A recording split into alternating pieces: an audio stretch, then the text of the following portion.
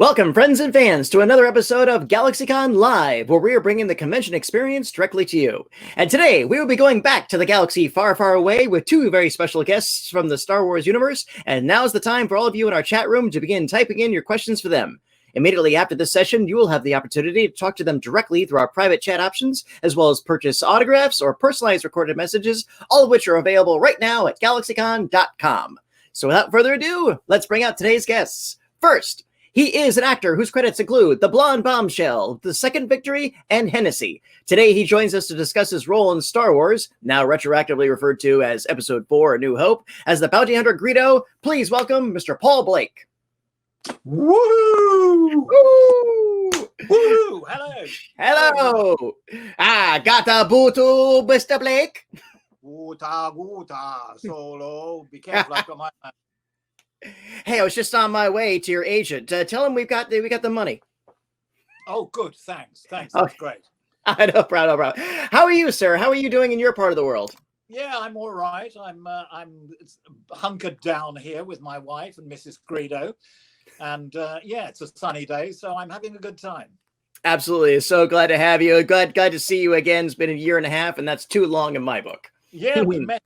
Where was that? Another convention that in the American West. Somewhere in the bang. Lots of deserts and lots of cactuses. Yeah, I remember that. Indeed. Next, he's an actor and a puppeteer whose body work includes The Dark Crystal, Return to Oz, and Howard the Duck. Today, he joins us to talk about his various roles in Star Wars Episodes 6, 7, and 8, including Admiral Ackbar, Salacious Crumb, and Cy Stoodles. Please welcome Mr. Tim Rose. Woo! That sounds so good when you say it. I'm impressed. Oh, well, thank you, sir. You have an impressive career. You absolutely should be. And you also were wearing an impressive shirt, by the way. Oh, thank you. My wife ironed it for me only this afternoon. So. Oh, it's afternoon where you're at? Oh, yes. It's morning where I am. So anyway, Mr. Rowe, how are you in your part of the world? Oh, I'm doing okay. Like Paul, I've just been kind of locked down, going out as little as possible to keep healthy and safe and enjoying the fun. Well, as long as you're wearing a mask and washing our hands, and God willing, we'll all get through this on the other side. And but that does gives us opportunity on the GalaxyCon cyber stage. But as always, gentlemen, we look forward to the day of having you back live in person on our actual stages and putting you in front of your fans again. Definitely, I need the cash. So do I. Take it quiet. Oh. He's the biggest fan, Paul. What I would love to do is I'd love to hear individually how you got originally involved in Star Wars. Where did it begin for you? And so chronologically, I think, Paul, you'd be the first. Yeah, I think so. Episode 1, as it was then. Yeah. Yeah. Yes, I was working with Anthony Daniels, a very young man then, playing R2. No, not R2D2, C3PO. C3PO. Yeah. Yep. Yes, and we were in a TV show here in the UK called what was it called? Jack and Ori. That's what it was called. And he rang me up one night and said, "I'm doing a sci-fi film, and the director's after some other actors. Would you be interested?" So I said, "Yeah, sure. That sounds fantastic." Because you must remember then in '76 here in the UK, all the other sci-fi films were more or less B movies. So yeah, I didn't hold out much hope that I was A, going to get paid, and B, be in the movie. So anyway, I turned up at Elstree Studios about a week later, thanks to Tony, actually, and nobody there very early in the morning. So a bloke on the sound stage in the far corner of the room. So I went up to him and said, "Hi, I'm Paul. I'm here for some sci-fi TV cinema thing. I'm not sure what. I'm desperately thirsty. Could you get me a cup of coffee?" So he wandered off, got me a cup of coffee. I had a look around and was a bit impressed because there was a sort of mock-up of the Millennium Falcon, as was then, in this all this sand and underneath all these arc lights. So I was looking at that. He came back with a coffee, and I said, "Do you know the bloke who's directing this? He's some American called George." He said, I'm George Lucas. Yeah, so I asked George Lucas to go and get me a cup of coffee, and he still gave me the job. So that's how I got involved in it. Here's your coffee. I'm George Lucas. Thanks. I've got the Buxton water, and Tim's providing the gin later on, I think. Oh, a fellow gin man. Salute to you, sir. Excellent. Excellent. So, So I got the job. wow, and then the rest is a little bit of history. We'll get into that. But Tim, flash ahead a couple of years. How did you end up on this? Yes, I'm not as old as Paul is, you see. So I had actually just quit working for the Muppets at the time. I wanted to work on Fraggle Rock as a puppeteer, and Jim wanted me to stay building the animatronics. And I thought, oh, that's it. I've been typecast and stuck in a pigeonhole, and I won't progress anywhere. So I left, went back to my apartment in New York City, and was sitting there beating myself over the head going, what have you just done? All you've ever wanted to do is puppets, and I can't concentrate with you doing that, Paul. That was all you ever wanted to do is work on puppets, and you just left the biggest puppet company in the world. You must be out of your mind. Then my telephone rang, and a friend of mine, Mike McCormick, who was already working with Phil Tippett out at ILM, called up and said, Tim, I've fallen off a scaffold and broke my arm. I can't do the movie. If you can get out here quick, maybe you can take my place. So I flew out to California, did an interview for the job, and thankfully they liked me. And I took over working on Salacious Crumb and puppeteering him and building Size Noodles, and also a little red guy that was further down the row of alien characters. And I did ask Phil, I said, who is that guy down there? And he's a pretty cool character. And he said, oh, well, he's just another background character that appears later in the movie. So I said, so he's not in any of the scenes that Sice Noodles and Salacious Crumb are? And he said, no. And I said, well, can I do that character as well? And he said, yes. And that was my audition for Admiral Ackbar. But unfortunately, no free cup of coffee. No, by that time, George was much more savvy. He was, he'd always walk away when he saw us coming towards him. Yeah. Very sensible. Uh-oh. He's going to ask me for coffee. I'm on here. So definitely there was a tonal shift.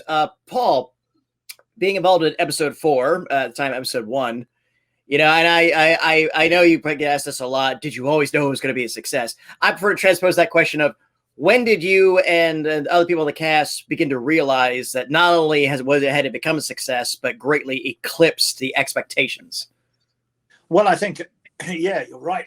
It wasn't immediately, from our point of view here in the UK, an instantaneous hit. I mean, as soon as it came out, with the queues around the block and all the rest of it, showed you that it was pretty special. And but we didn't kind of get to hear the buzz for some time. I mean, we'd all rushed off and were working on other things. And I think I was in Greece about 8 months later, when it was coming out in the States. And I was on a beach with my then girlfriend, now wife. This is how long ago this is, about nearly 50 years ago. And well, good for both of you. No, I think it's the same wife. Yeah, it's the same wife. Okay. Anyway, we were on this beach and sunning ourselves, and some young people came up and we were chatting, and they were Americans, and we got around saying, "What do you do? You know, what do you do?" And I said, "Well, we're actors." My wife said, "You know, dancer. I'm an actor." And they said, "Oh yeah, what have you done?" We said, "Not much." But I said, "I did some terrible sci-fi film about a year ago." I don't know what happened to that. It was called Blue Harvest, I think, at the time. Have you heard of that? And they said, "No." I said, "Oh no, it had another name, Star." So it said, "Star Wars?" And I said, "Yeah." And they said, "You're in Star Wars?" And I said, "Yeah." Is it any good? And they said, yeah. That's the first time I heard that the movie was going to be pretty mega.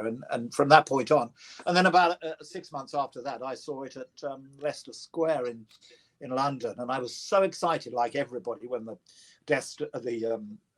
first big Star Destroyer comes across your head in that cinema. Opening scene, yeah. The opening scene. I was so excited, waiting for my little bit. I thought I'd been cut because it took quite some time to get to tattooing.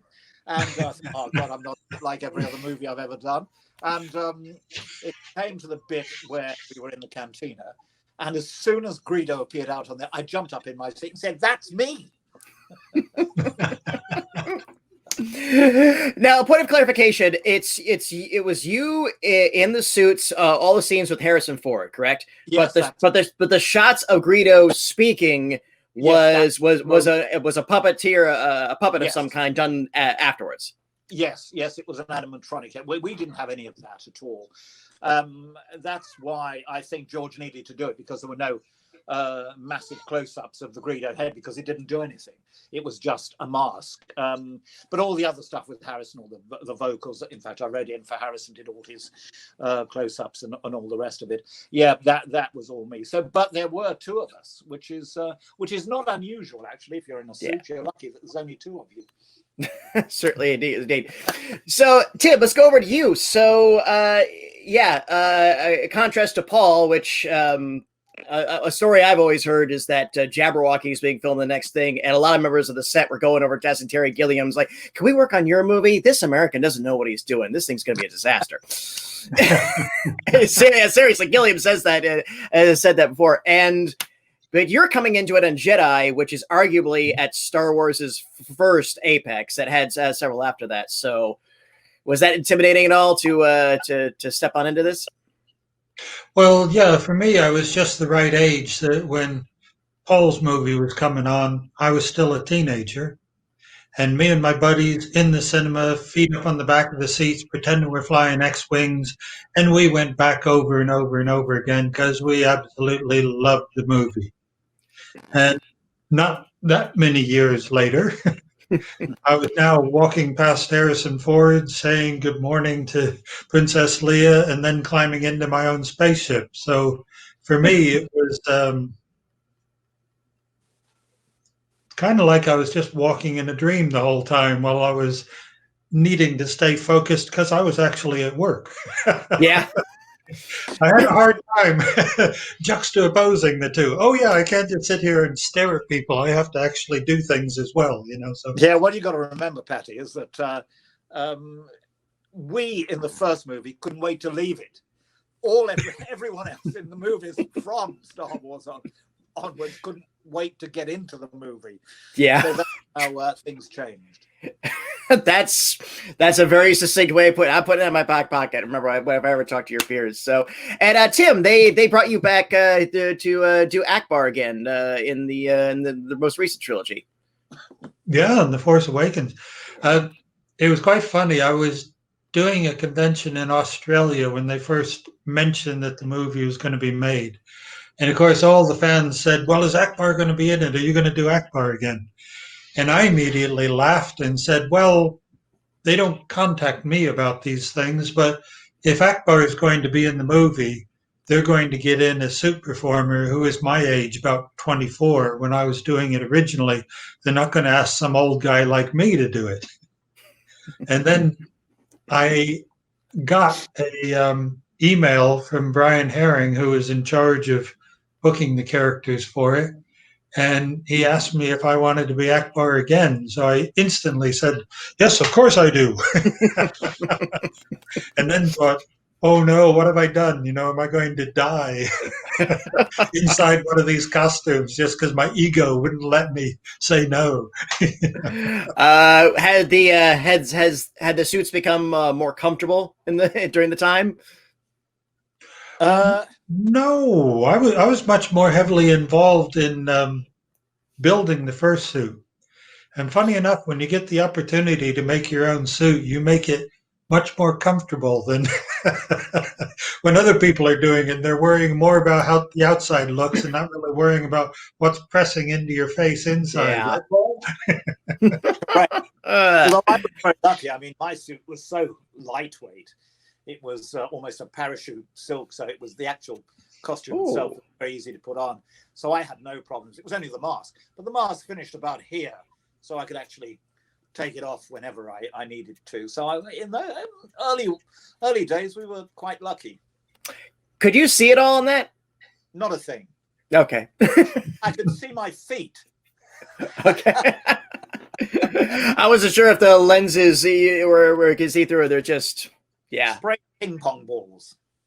Oh, wow. Several of the characters in Force Awakens were performing entirely blind. They had not even put a slit under the eyes to give you any clue about where you were at all. You were completely blind the entire time you were there. Indeed, indeed. Sprayed ping pong balls. Well, Tim, can you believe that? I mean, characters with ping pong balls for eyes. As a former Muppeteer, that's absurd, isn't it? Oh, who would ever do that, especially on something that was going to be important? Indeed, certainly. So, gentlemen, do you have any fond recollections during filming, or adventures or misadventures you'd like to share? You go ahead first. Oh, thank you. One of my favorites is that my bridge in the original movie, my bridge, Ackbar's command station in the spaceship, looked very futuristic, but in fact, it was anything but. It had been built up 6 feet off the floor, so that my chair, which was on a little cantilevered arm, could swing around to look out at the battle out the window or swing back to give commands to my assistants and everything. And it had a spinning seat on top of this arm, and then the entire arm could go around.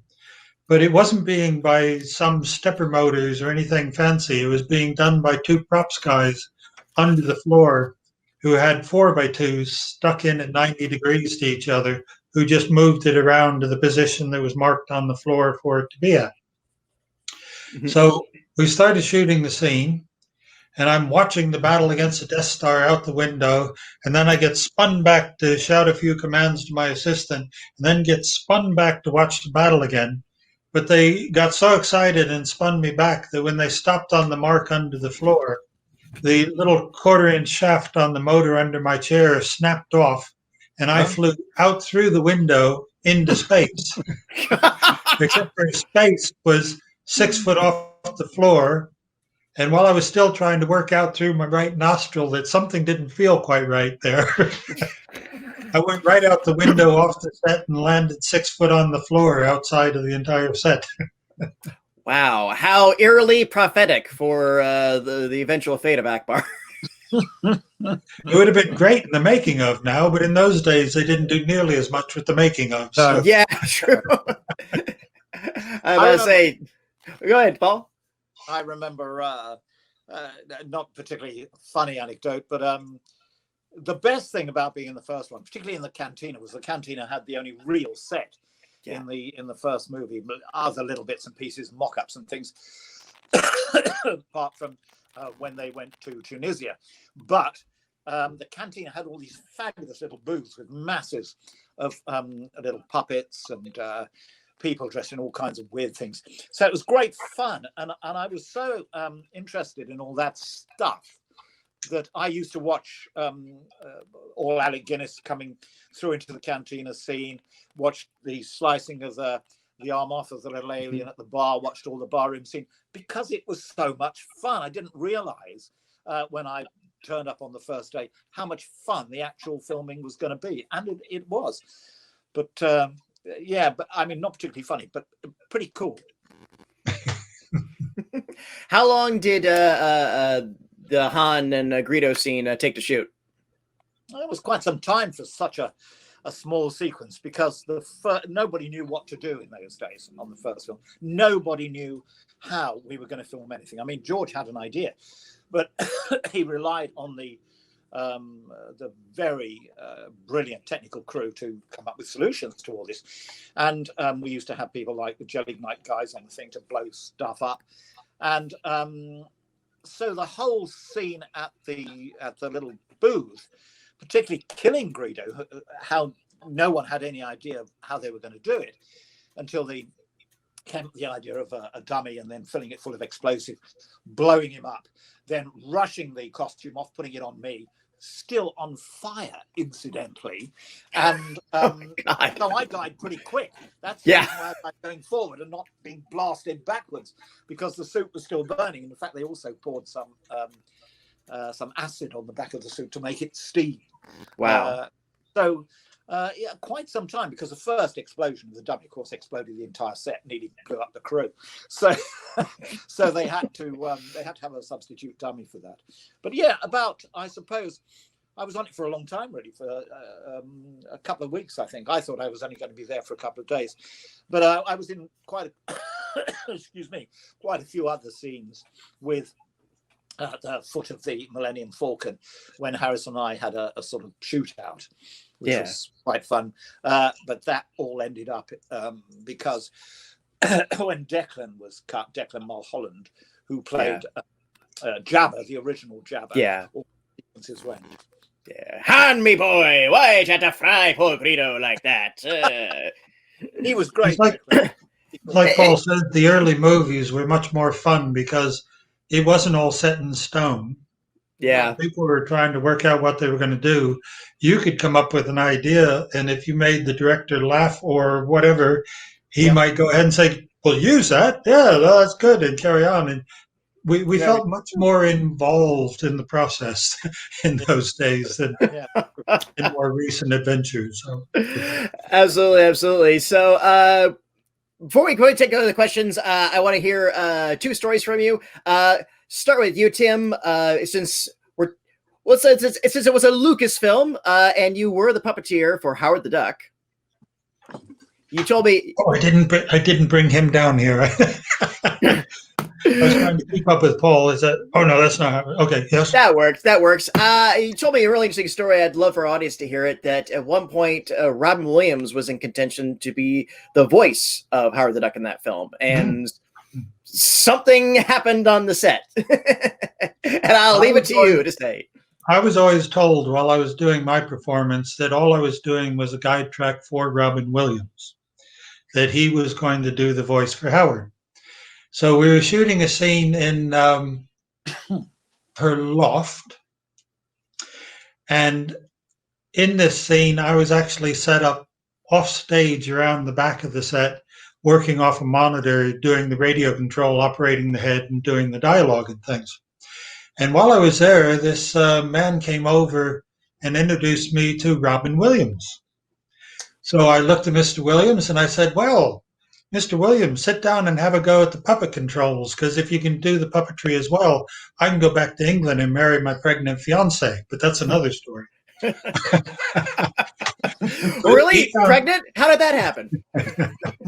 She came to visit me on set while we were there filming. Yes. It was anyway, so he sat down at the controls. The sound guy, who was also around the back with us, looked over and saw that Mr. Williams was now at the controls. So he cranked up the volume on the microphone, knowing that Robin was going to say something funny, because he always did. But then he started doing the puppeteering in a voice, but he must have been watching me, because the voice he did for the duck sounded very similar to the voice that I had been doing for the duck. So the director out on set screamed out, "Rose, you bleep, bleep, bleepity, bleep. How many times have I told you not to talk over that microphone when I'm out here directing?" And the first AD ran over to him very quickly and grabbed him by the arm and said, "That's not Tim Rose, that's Robin Williams." Quick as that, he goes, "Robin, love what you're doing." So Robin had been ghosting you, seeing how you, because you were still doing the voices of the lines, and eventually somebody else in post would do it. So Robin just based him off you and just ran with it with his own humor. Yeah, I mean, he was a very good mimic, so he probably just, without even thinking about it, oh, I need to do a duck, I'll do a duck, you know. So all of a sudden the director was like, oh, Robin, well, wonderful. Yeah. Love what you're doing. So Mr. Williams turned to me and he said, is that the way things are around here? And I said, well, actually, he's in a pretty good mood today. So he said, thank you very much. And he got up and he walked away and he kept on walking. He never worked on Howard the Duck after that. So now we have to fast forward 15 years. I'm doing a little puppet character on a Saturday morning British kids program called Baljet. And I get sent up to London to interview Mr. Williams for Mrs. Doubtfire because he was doing his bus and truck to advertise Mrs. Doubtfire. And when we got there, they said, you have 15 minutes with Mr. Williams. If you don't get the interview done in 15 minutes, we pull the tape out and that's it. And you go and you get whatever you get because you're not getting any more. So the pressure's now on. And I walk in there and I go, Mr. Williams, I know you don't remember me, but, and I only got that far when he looked me straight in the face and went, Rose, you bleepity bleep, bleep, bleep. And I said, I always wondered if that had anything to do with you not doing the movie. And he just looked at me and said, you better believe it. Life's too short to work with bleepity bleeps like that. So he was already my hero, but now he was my superhero. And I threw out the script that I was meant to be interviewing him with. And I said, Mr. Williams, I've only got one question for you. He said, yes, what's that? I said, oh, Captain, my Captain, could you just say, good morning, Vietnam, just once while I'm in the room? And he got a big, broad smile on his face, and he looked around and he said, "The sound guy's ready?" And everybody was going, yeah, we all wanted to hear him do it, you know. And he laid back with a brilliant "Good Morning Vietnam," and it made the day. I thought I was going back to get fired again, but I didn't get fired that time. So that is great. That is great. Okay, Paul, I know the answer to this, but tell our audience, in your mind, who shot first? I'm shocked there is a controversy of any kind about it. He shot first. How could I have missed? We were this close. If I shot first, I'd have run off with Princess Leia, defeated Vader. I'd be living on the planet of the Ewoks, roasting one a day because they're very tasty, especially with a little barbecue sauce. So, you know, there's absolutely no doubt about it. He shot first. I mean, I think they've changed it a couple of times now, they tell me. So, they've gone up. It's a pendulum. It seems to be going backwards and forwards, yes. But in the original script, Han shoots first. That's what it says in parenthesis at the end of the scene. We play the scene. Han shoots the alien. I didn't even have a name then. But as I said, if I'd shot... If it had been, Greedo did go to Assassin College, but unfortunately on close range day, which was day 4, he was at home with Mrs. Greedo with a nasty flare-up of green hair. It took him a couple of days to get over. Grassy Knoll, he would have been perfect. No bother. Unfortunately, that was it for Greedo. And to this day, Mrs. Greedo is still at home waiting for his return. It's a sad, sad story. So there you go. We mourn the you know, Mrs. Greedo's loss has been Star Wars fans' gain. Well, thank you. All right, gentlemen, I think we probably should have some questions from our audience by now. So I'll ask Jude, our producer, to roll our first one. And this comes from Jesse. What is the one thing you wish your character had a chance to do in the Star Wars series? I would have liked to have been involved in Jabba's palace with Princess Leia. Also. We'll leave it at that. Yep. How about you, Mr. Tim? Well, I wanted to go out with a bit more of a sort of a war hero kind of little vignette scene. You know, I thought it's funny when saw the script and saw that I was getting sucked out the window, I actually started over to ask the director if I could just sort of grab a hold of my console and try and save Leia as she went out as well, just to have something there, you know. Yeah. But then I saw how the storyboard was working out because I walked past the monitor on my way to see the director, and I just walked back and did what I was told to do and didn't try to make any suggestions because this was the new movies, not the old movies. Yeah, that's showbiz.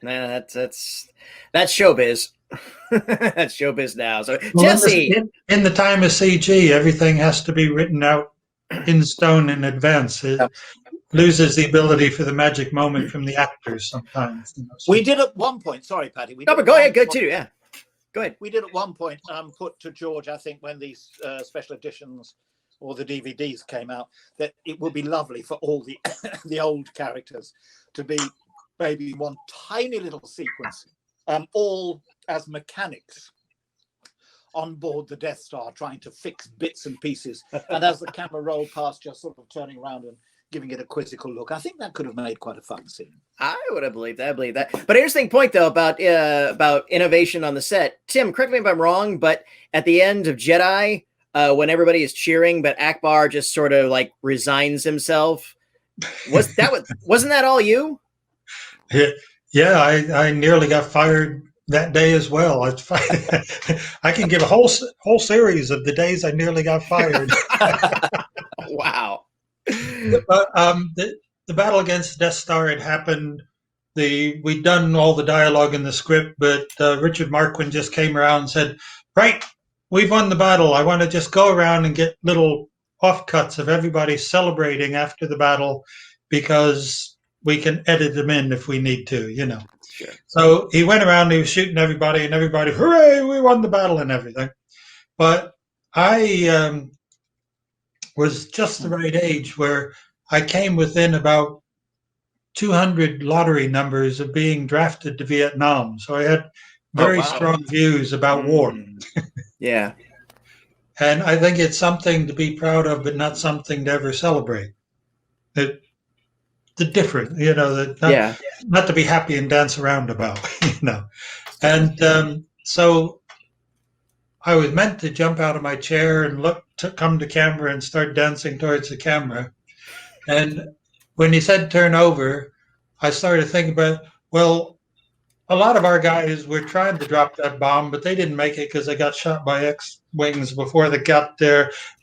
A lot of the guys in the Death Star were just there because that happened to be the job that they got, not necessarily because they were totally evil people and all that. Yeah. And when I thought about it, the weight of all that just sort of pushed me down into my chair. So they screamed, cut, and the director came over and he said, "I told you to jump up out of the chair and run towards camera and celebrate." And I said, "Well, you got Ackbar's performance for that shot, and if you want another one, you're going to have to put somebody else in the suit." And I'm very proud of the fact that they left in my honest feeling about it instead of... Yeah, and no, I that was a solemn moment that I think that someone of a general or an admiral class feels. I mean, it's the ground troops are glad it's over, but the supreme commanders, they always feel for what they've lost, not what they've gained. It's got to be when you're making those decisions, you know. Not everybody's coming back. No. It was a very human moment, and especially interesting from Mon Calamari. Oh, yeah. Jesse, thank you. That was a great question. What do we have next? From Rogue Femme, are there any extended universe or extended canon bits about your characters that you especially enjoyed, if there's any you're aware of? Well, unfortunately, to my shame, I know very little about the extended universe. I know there are books and etc., and all the other bits and pieces written about our characters from day one. So I'm rather ashamed to admit that I haven't really read too much about Greedo's background. I do know one thing. Greedo is now a species there is a catfish which a university in your very great land has named after Greedo, because the similarity is intense. Thank God I had the mask on, is all I can say. So, I really enjoyed the honour of having a character that I happen to have a tiny bit to do with, immortalized in real life. It's extraordinary. I think there are one or two other characters from Star. I think Pete, dear old Pete Mayhew, the Chewbacca, was also named after a certain, there's another species that he was named after. So we're incredibly lucky to have had that, not just, if you'll excuse the analogy, in a fantasy world, but in the real world, to be named after living things that are real. Not that it wasn't pretty cool to be in that fantasy world either. That's yeah. Then take that as a win. How about you, Tim? Any? Well, one that I've never been that crazy about is the in the extended universe, I started being Gene Ackbar or Eugene Ackbar. Was that after the operation? I got a first name. I don't know, but in the extended universe, also, I had a son. Oh, okay. I'm dying to meet his mother, actually. I think that'd be very lovely and very feminist to have had female calamari there. You know, there's got to be females if I had a son, or does there? Or I have enjoyed your species, Tim, actually, many yeah, times. I know. Deep fried, yes.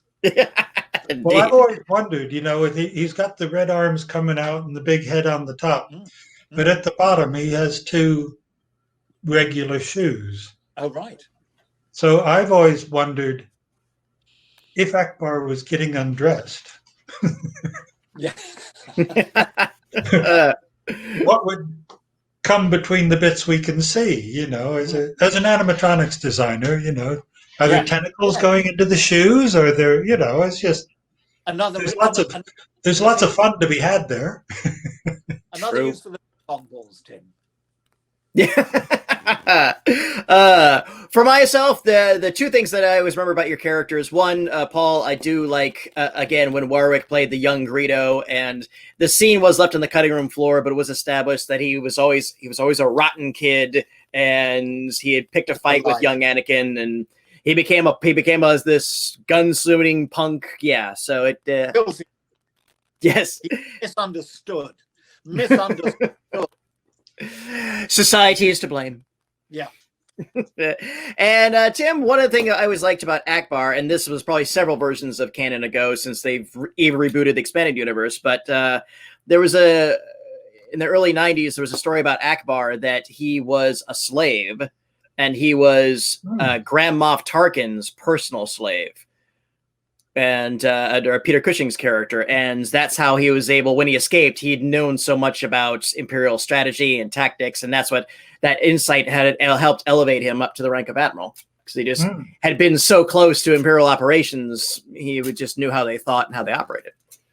So yeah, it's a good storyline. yeah, it certainly was. I don't know. Again, this was several canons ago anyway. But Rogue Femme, thank you for that question. Let's do another one from Mike. What do you remember about your first convention experiences? One of my earliest memories is with the dear departed Richard Le Parmentier, played Admiral Motti. Motti, yes, that's right. Yeah. And we were in some terrible. It wasn't a convention actually. It was a store signing, but it was one of the very early ones I did anyway, and I think for Richard too. And there was nobody there. I mean, we were downstairs in this small store in the middle of nowhere. Nobody there, apart from our agent who was standing behind us. And we were seated just like this in front of a couple of posters. And we heard coming down the stairs into this cellar, somebody. We thought, oh, thank God, somebody's come. So we looked, and around the corner turned this guy. And he was dressed in a coat, and he had it sort of up to here like this, really weird, and he had his hand across his face too, and a sort of hat, dark hat, and we thought, bloody hell, and he had his other hand in his pocket, in his coat. We thought, weird. And he came towards the table and we started to get worried because we thought, this is a guy who does not like Star Wars and has come to blow us away. And sure enough, his hand started to come out of his jacket and it had a little piece of paper on it. And on the little piece of paper, it said, I've just been to the dentist and I can't speak, but I love Star Wars. Could you sign an autograph for me? So we breathed an immense sigh of relief. Thank God this man is not going to kill us. So we quickly scribbled some autographs and threw it at them.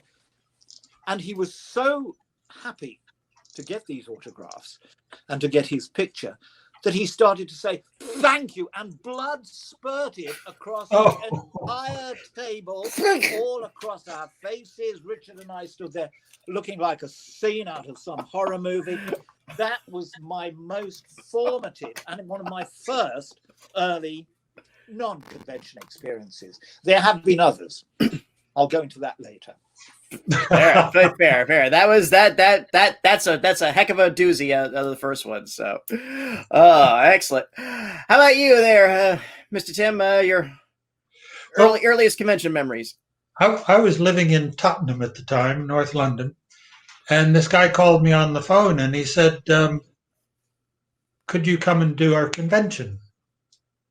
And I said, what do you mean? And he said, well, we'd like to have you there as a guest personality. And I said, well, why would I do that? And he goes, well, you come and you sit at a table and you sign your name on photographs and people will pay you money. And I said, really? Why would they do that? I couldn't understand why anybody would want to just meet me and pay me money, you know. Anyway, he said, yeah, no, I'm going to organize the whole thing. Don't worry about a thing. I'll get all the photographs for you, all the pens and everything. So I went there and duly sat where he told me to sit, and I signed everything he told me to sign. And because he'd organized everything, he duly took 50% of everything that I earned that day. Very reasonable. Very reasonable. Very reasonable. But in that first convention, I was actually signing. And in other words, I was writing my signature as I would have written it on a check. And I realized at the end of it, now wait a minute, if someone wanted to, they could now take this signature and put it onto, if they found a check or whatever, you know, and do that. So after that convention, I stopped doing that. And recently I was doing the Dark Crystal convention that they did back out at Elstree, where we did our Star Wars movies as well. And a guy came up and he had one of the pictures from that original convention. And I've always sort of fancied the idea of having it as that was the very beginning and things. But he wanted $80 for it, or 80 pounds actually. So that's close to $100 for this thing. And I went, nah, it's not worth that much. I'm a bit of a skinflint, even when it's my own signature, you know. So. Hey, and a reminder to our audience, if you'd like to chat with our panelists like I am now, or purchase an autograph, or get a personalized recorded message, please sign up at GalaxyCon.com. We've got time for a few more questions. I'll ask you, what's next? From Kuhong Chen, as a film viewer, not as an actor, do you guys prefer puppets or CG characters? Oh, good question. Tim, careful how you answer this, Paul. This is all your domain, really. But, well, I mean, I think there's something to be said for all three, for live action, for CG, and for puppetry. Particularly today, it's advanced tremendously. Although even in my day, in the 70s and the 60s, my God, there were some pretty good puppet creations at the time. Not so much in movies. I mean, I remember having supper one night. I don't know. You might have even been there, Tim. I think actually with Irvin Kershner, and talking about the use of puppets in movies and how impressed he was with Yoda as a living, breathing, believable character on screen, which has never really happened before. Okay, maybe in original CGI in early films like Snow White and the Seven Dwarfs, which created great fan bases and rather beautiful films. Mm-hmm. But it was interesting hearing him talk how brilliant Frank Oz was. And I mean, Tim will tell you all about this from the Muppets onwards and from Star Wars. Yes, so I think there's a lot to be said for all three. I like it when there's a balance between CGI, maybe puppetry, and human characterization. I mean, I think there's always place for the actor. I'm not so sure now. In lockdown, there will be a place for the actor. Theatres seem to be having a terrible time, but yeah. So that's my opinion. I think all three have a place. Agreed. And you, sir, any opinion to offer on this? I've been waiting for the Messiah, and that's the person who fully appreciates the puppetry, fully appreciates the computer graphics, and knows which time to use which one. Because at the moment, that hasn't happened yet. It's like the biggest characters get given straight over to CG, and if they're smaller or not so important, then they still let them be done by animatronics because ultimately it's cheaper.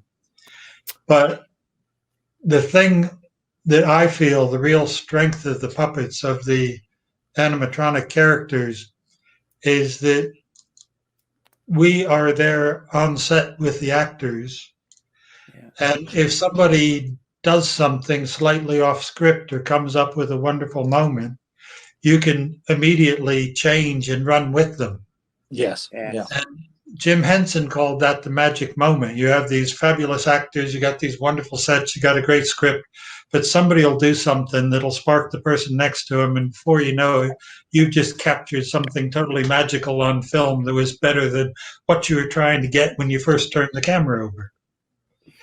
And with the CG, I've seen so many times when that magic moment starts to happen with the actors on set, but instead of being allowed to run, the director has to run in and say, oh, actually, you can't do it that way because the CG character you're talking to has already been drawn, so you have to do this or it doesn't match with that. And for all its realism, for all its three-dimensionality, CG can actually kill a lot of the drama and the interaction, which is what the movies are really about. Spontaneity.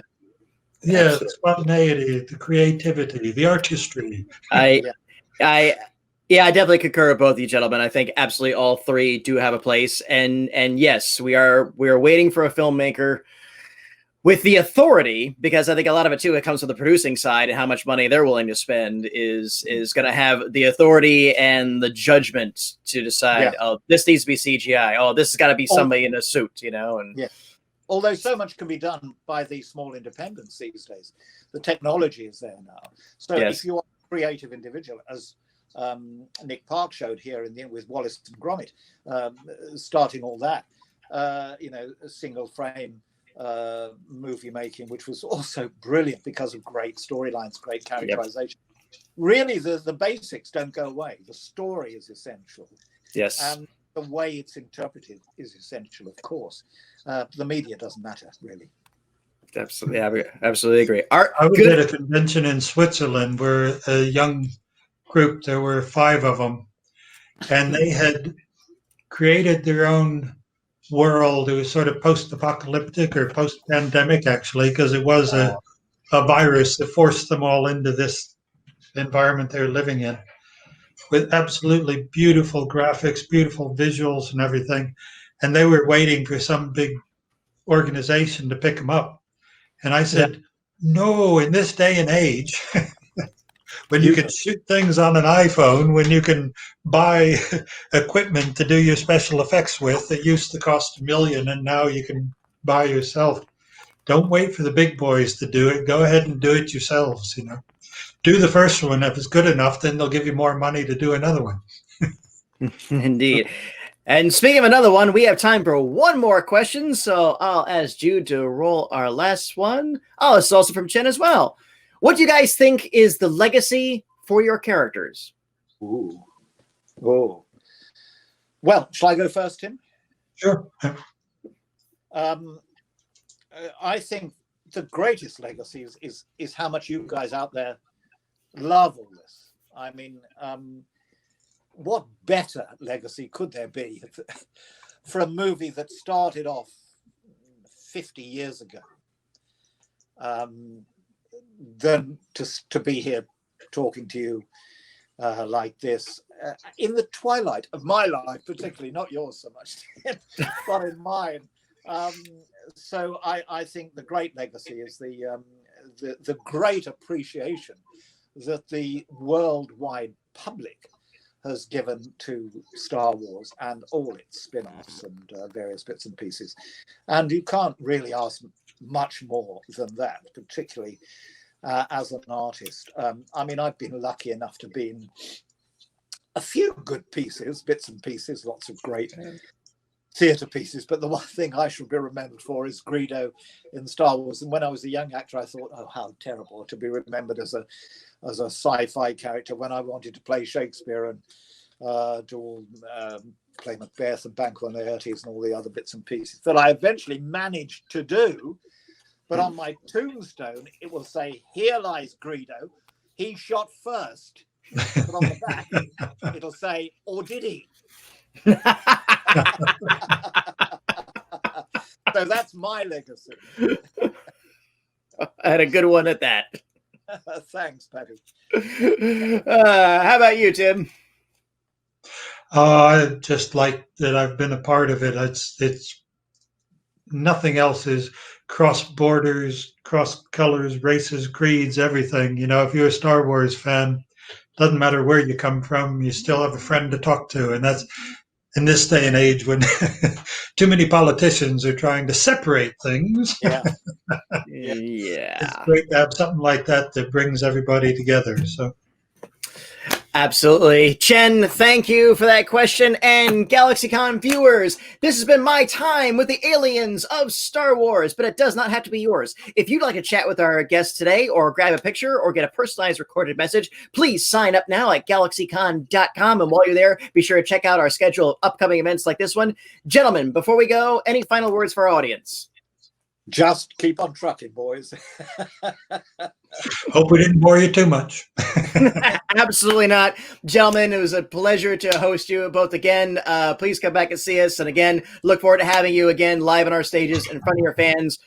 Audience, thank you for joining us today. Thank you for those great questions. And as always, join us tomorrow for Rock Around the Ring, Tuesday for GalaxyCon Talks Comics. And take care. Bye-bye. And keep washing those hands. Woo!